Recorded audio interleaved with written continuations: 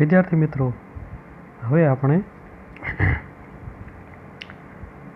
TYBA special English paper 22ની ત્રીજી poem ભણીએ. Poem number 3, night of the scorpion by Nissim Ezekiel, the same poet. Scorpion એટલે વીછી, might એટલે શક્તિ. Might of the Scorpion is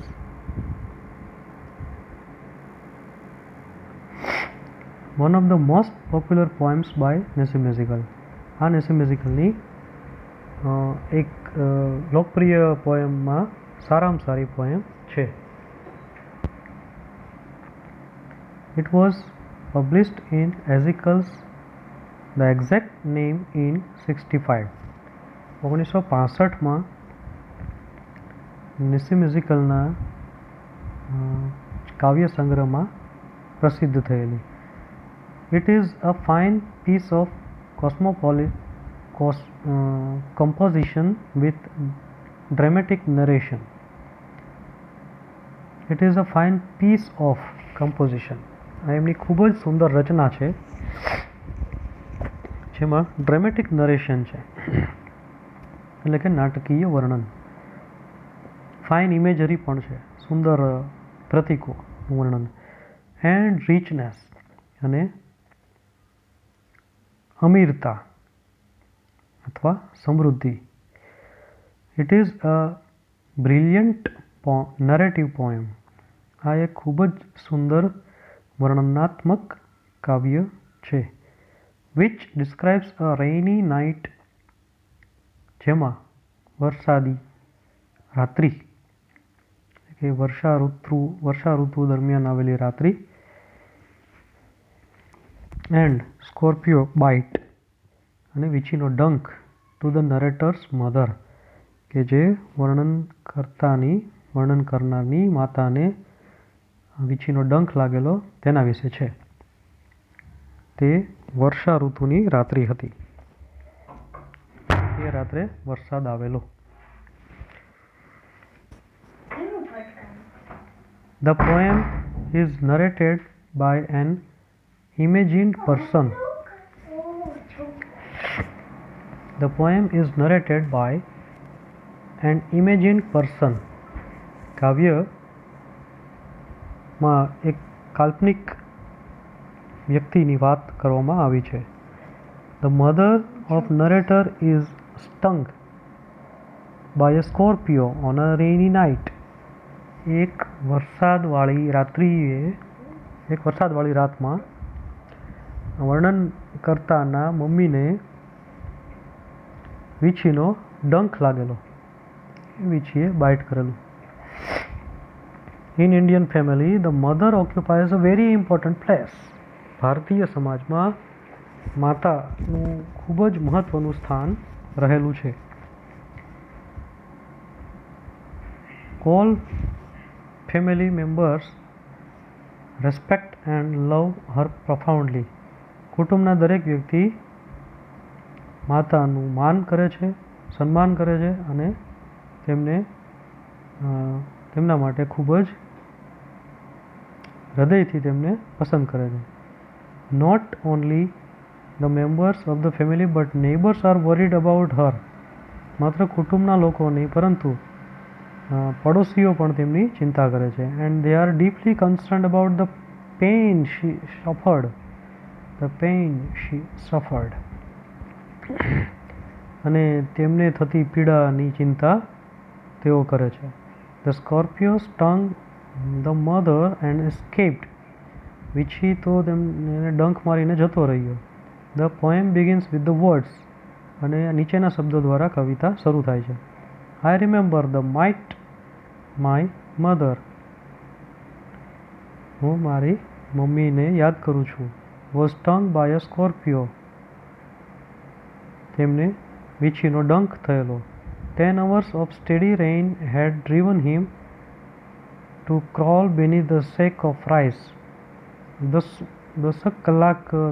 કલાક વરસાદ વરસવાથી ગરમીના કારણે તે વીછી બહાર નીકળેલો અને એ ચોખાની બોરી, ચોખાનો જે કોથળો ભરેલો, ચોખાની બોરી ભરેલી, તેની નીચે સરકીને ચાલીને આવેલો અને ત્યાંથી મારી માતાને ડંખ મારેલો.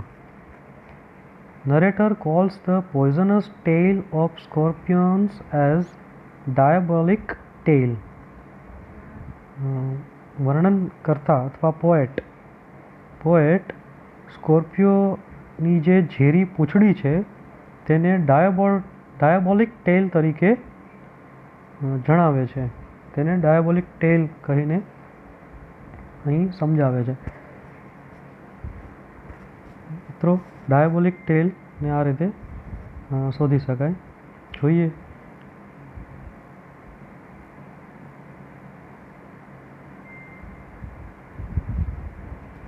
diabolic meaning. Diabolic meaning.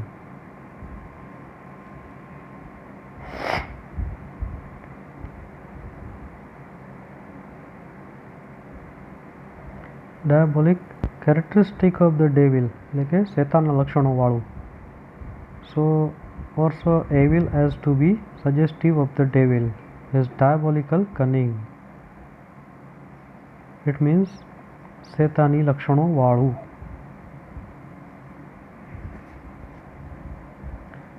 તો વિદ્યાર્થી મિત્રો, આ રીતે તમે પણ ગોતી શકો છો. આ રીતે પ્રેક્ટિસ કરવી જરૂરી છે.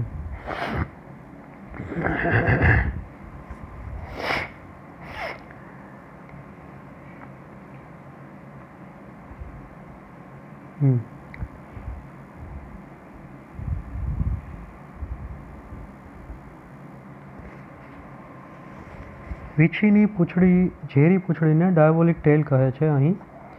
The neighbors rushed to their house trying to paralyze the scorpion and relieve the mother of the narrator from agonizing pain.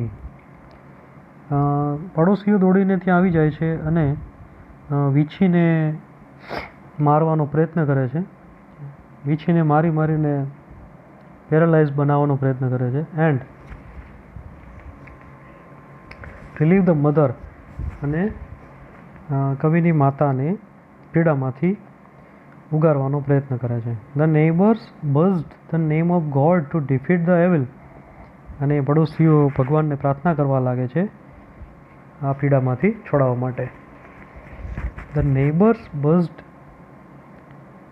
buzzing the name of God is chanting of name of God which simple Indians believe that it can save human beings from all kinds of pain and sufferings. ભગવાનને પ્રાર્થના આવા સમયે કરવા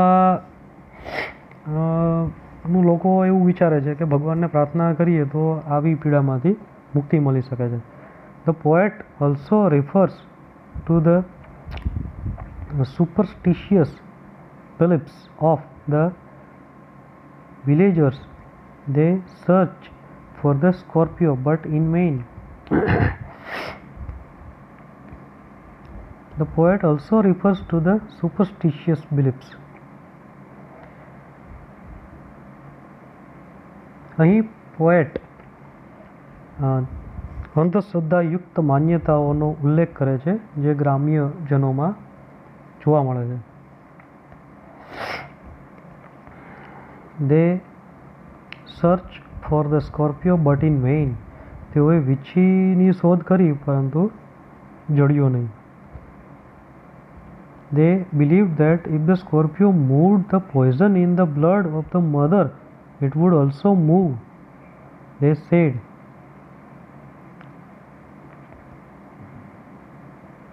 તેઓ માને છે કે scorpion moved the poison in the blood of mother, જો માતાના લોહીમાં ઝેર ભળી ગયું હશે તો ઇટ વુડ ઓલ્સો મૂવ, તો તે પણ જતો રહ્યો હશે. they said.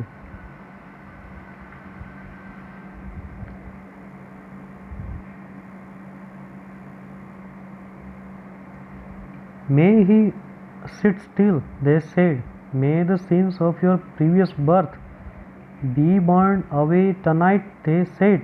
May your suffering decrease. The misfortune of your next birth, they said.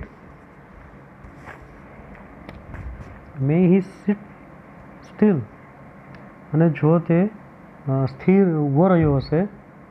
May the sin of your previous birth, જો તમારા આગલા જન્મના કર્મોનું પાપ હશે. બી બર્ન્ડ અવે ટુનાઇટ, ધે સેડ, તો તે આજ રાત્રે બળી જશે પાપ. મે યોર સફરિંગ ડિક્રીઝ, અને તમારી પીડા ઓછી થશે. The misfortune of your next birth, અને તમારા આગલા જન્મનું દુર્ભાગ્ય, જો પાપ કર્મો બાકી રહેશે તો તે તમારા આગલા જન્મમાં ભોગવવા પડશે. જે સામાન્ય રીતે કર્મના સિદ્ધાંતમાં એવું માનવામાં આવે છે. The narrator did not like the superstitious beliefs of the neighbors, but they made genuine efforts to relieve her pain. However, all their efforts were a failure. They did not succeed. The narrator did not like superstitious beliefs. પોએટને આવી અંધશ્રદ્ધાયુક્ત માન્યતાઓ ગમતી નથી જે પડોશીઓ માને છે. But they made genuine efforts, પરંતુ તેઓએ ખરેખર ઉમદા પ્રયત્ન કર્યો. ટુ રિલીવ હર પેઇન, માતાની પીડા દૂર કરવા માટે તેમણે ખરેખર સાચા પ્રયત્નો કર્યા. However all there efforts wear a failure, તેમ છતાં તેમના બધા પ્રયત્નો નિષ્ફળ ગયા. ધે ડીડ નોટ સક્સીડ, તેઓ સફળ થયા નહીં. The narrator's father was an intelligent rationalist, કવિના પિતા ખૂબ જ બૌદ્ધિક માણસ હતા. He did not believe in superstitions, તેઓ અંધશ્રદ્ધામાં માનતા નથી. He tried to save his wife with powder, herbs etcetera, તેમણે તેમની પત્નીને ઔષધો દ્વારા બચાવવાનો પ્રયત્ન કર્યો, દવા દ્વારા. એઝિકલ here juxtaposes the world of superstitions and scientific rationalism. Poet અહીં બે વિરોધાભાસી વસ્તુઓને બાજુમાં મૂકે છે. એમાં એક છે અંધશ્રદ્ધા અને બીજું છે વિજ્ઞાન. The poet suggests that sometimes both rational and scientific way prove to be equally futile. Poet અહીં સૂચવે છે કે ક્યારેક બોથ બંને, રેશનલ એન્ડ સાયન્ટિફિક, બૌદ્ધિક અને વૈજ્ઞાનિક ways prove to be equally futile, બંને રસ્તાઓ નિષ્ફળ જાય છે. The mother continues to suffer intense pain for the 24 hours when at last the pain subsides on its own. 24 કલાક જેટલી પીડા રહે છે, પછી પીડા આપોઆપ ઓછી થઈ જાય છે. When the pain subsides, the mother says, "Thank God, Scorpio picked on me and spared my children." ભગવાનનો આભાર કે સ્કોર્પિયોએ મને ડંખ માર્યો અને મારા બાળકોને બચાવી લીધા. The mother suffered intense agony for 24 hours, but at the end she said that it was good that none of her children was beaten by Scorpio. Mummy 24 કલાક પીડા ભોગવા છતાં તેઓ એવું વિચારે છે કે સારું કર્યું મને કરડ્યો, પછી મારા બાળકોને ન કરડ્યો. Here the poet highlights the sense of sacrifice of mother for her children. અહીંયા ઇન્ડિયન કલ્ચર એક્સપ્રેસ થાય છે કે ઇન્ડિયન કલ્ચરમાં માતા સેક્રિફાઈસ, બલિદાનની દેવી ગણાય છે. તેઓ પોતાના બાળકો માટે બધું કરી છૂટવા તૈયાર હોય છે. Night of the scorpion symbolises the forces of darkness and light. આ કાવ્ય અંધકાર અને પ્રકાશ સમજાવે છે. The title itself is suggestive of evil, અને ટાઇટલમાં જ એવિલ એટલે કે દૂષણો સ્કોર્પિયોને દૂષણની સેન્સમાં અહીં પોર્ટ્રે કરવામાં આવ્યું છે અને રિપ્રેઝેન્ટ કરે છે. માઇટ રિપ્રેઝેન્ટ્સ ડાર્કનેસ, અને માઇટ શક્તિ જે સ્કોર્પિયોની હોય છે એ અહીં ડાર્કનેસ રિપ્રેઝેન્ટ કરે છે. And darkness helps the evil, darkness જ એવિલને હેલ્પ કરે છે. The evil always gives sufferings to the people, અને એવિલના કારણે પીપલને સફર કરવું પડે છે. However, suffering provides purgation which helps in removing the slum of evil. અને તેમ છતાં સફરિંગ પ્રોવાઇડ્સ પર્ગેશન, પરંતુ તેમ છતાં પીડા છે એ પણ જરૂરી છે. પીડાથી જ મન શુદ્ધ થાય છે, શરીર શુદ્ધ થાય છે. અને helps in removing the slum of evil and sum of evil, અને થોડા ઘણા દૂષણો દૂર કરવા માટે એ સફરિંગ જરૂરી છે. The Indian people believe in accumulation and purgation of karmas, અને આ રીતે કર્મો, જે આપણા કર્મો હોય તેનો બદલો આપણને મળે છે, વિરેચન થાય છે. When a person suffers, he or she is absolved of evil karmas. જ્યારે આપણે દુઃખી હોઈએ છીએ ત્યારે આપણને આપણા કર્મો યાદ આવે છે.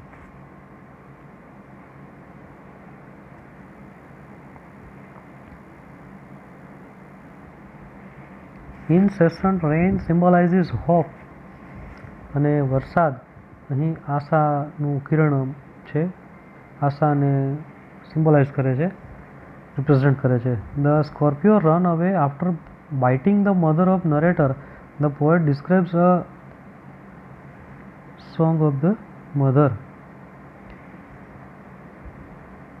સ્કોર્પિયો તો બાઇટ કરીને જતો રહે છે, પછી પોએટ આ નીચેની લાઇન્સ લખે છે. More candles, more lanterns, more neighbours, more insects, and the endless rain. My mother twisted through and through, groaning on a mat. More candles, વધુ મીણબત્તીઓ, મોર લેન્ટર્ન્સ, વધુ ફાનસો, મોર નેબર્સ, વધુ પડોશીઓ, મોર ઇન્સેક્ટ્સ, વધુ જીવજંતુઓ, એન્ડ એન્ડલેસ રેઇન, અને સતત વરસાદ. My mother twisted through and through, અને મારા મમ્મીને વધુને વધુ પીડા થાય છે.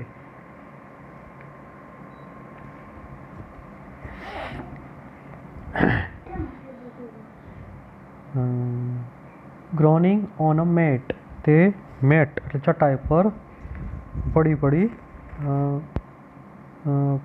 પીડાય છે, કણસે છે. ગ્રોન એટલે પીડાથી કણસવું. Nesimezical imagery is vivid, sensitive and suggestive. પોએટે યુઝ કરેલા પ્રતીક અહીં વિવિધ, સેન્સિટિવ લાગણીશીલ અને સજેસ્ટિવ સૂચક છે.